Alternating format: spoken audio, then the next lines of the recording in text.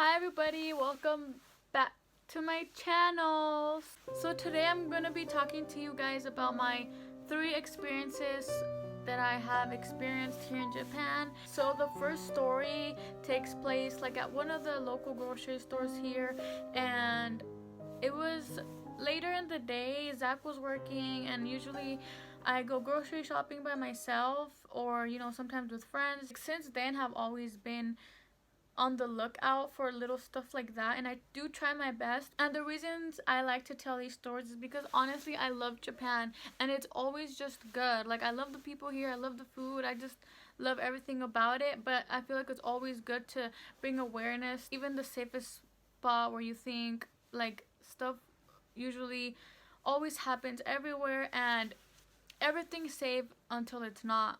So although I love Japan and I love living here, there's a lot of stuff that is hidden from the media. For example, Japan does a really good job. They're one of the safest countries, and the negative news doesn't ever really make it out there. Like, you don't really hear bad stuff about Japan. However, there is a thing, like, they do their best to try to hide it, and some of the stuff that they should take seriously, they kind of don't. There is a Facebook page called the Tokyo Reporter that I do follow. They have a lot of the uncensored like stuff that goes around Japan, and I'm surprised not a lot of people know about that page. Like, it's real news and stuff that happens, and it's crazy when you look at it. And some literally like kidnap somebody, they do all these harsh things to somebody, and they get like 5 years in prison. And I think some of the stuff they do here is unfair.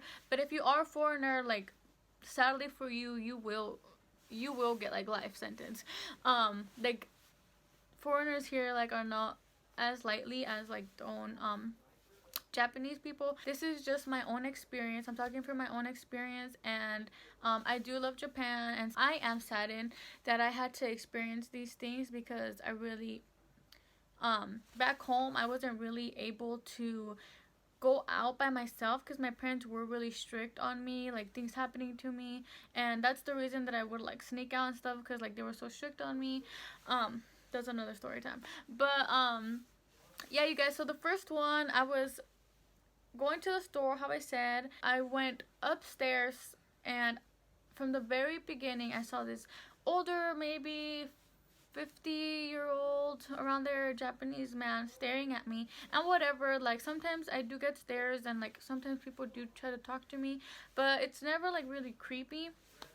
But this time I got like this gut feeling in my stomach that I was kind of like, something doesn't feel right. And I remember going upstairs and looking around, and every time I would like go somewhere, it was like an open floor, I'd see him like right behind me or in front of me, always like, where I could see him. And I was like, who's this guy with? Like, is he with his family?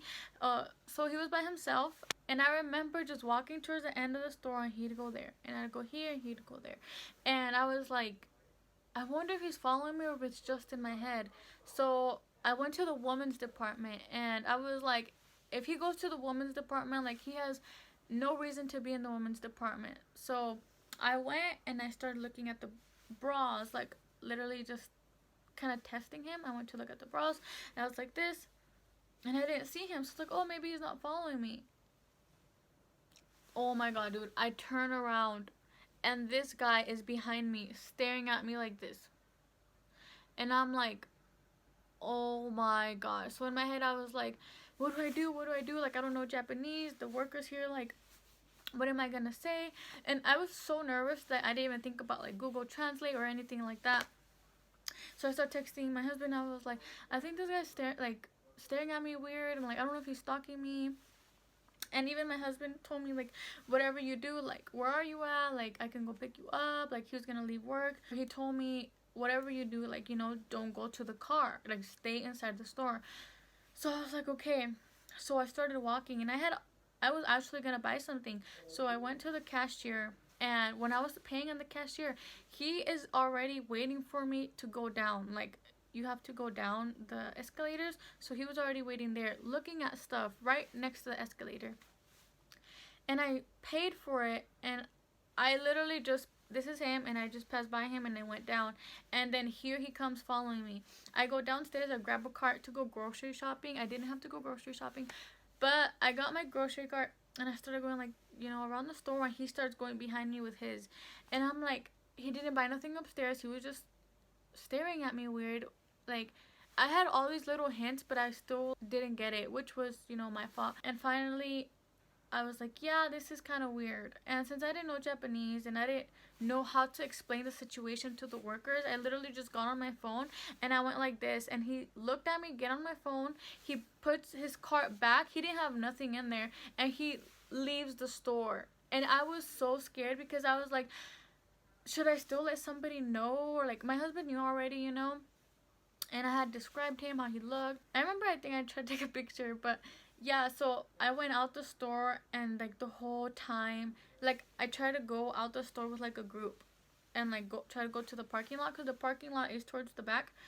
And I was like, I didn't want to risk it. And ever since then, I do keep an eye out for little stuff like that, because sometimes you don't see somebody staring at you when they are, or you can tell they have just bad intentions. Yeah, you guys, this last story time or whatever is me and my friend coming back again from the station, and we were walking in front of the car, and I looked over and I see this Japanese lady in the car, in the passenger side, in the parking lot right next to the train tracks. And I look over at her and she looks at me and we make eye contact, and I was like, oh, okay. And I remember looking down or something like that, and I look up again to the car and she was gone. Oh my god, like I literally get chills like even talking about the story, because the lady was gone. And I was like, wait, like I kept looking, I was like, maybe she's looking down, like maybe she's grabbing something from the car, you know. I kept looking at the car and nothing, like she was not there. And I was like, I told my friend, I was like, did you see her? And then she's like, who? And I was like, there's a lady there, like I swear, like we made eye contact, like I clearly saw her face, like she was an older woman. I can literally describe her. She was like maybe around 60. She was wearing like those flowery tops, the ones that, like, you know, like the grandmas wear. I don't know if I could find a picture, I'll post it up here. My grandma, I know, I think she has one of those, but it was a Japanese lady, and she was sitting right there. Nobody got out the car. And I remember I was so scared. Like I saw her like right next to the train tracks, like she was in the car. And like till this day I remember her face, and I remember making eye contact with her. And I really do believe in ghosts. If you know me, like all my life, I've always believed in ghosts. And I've had like another like experience in one of my old house that was like, I'm sure it was haunted, because like the chair would move to the living room, and like there was no wind, there was nothing, the doors were closed, nobody else was home but me and my other family member. And later turns out a lady had a heart attack in the living room.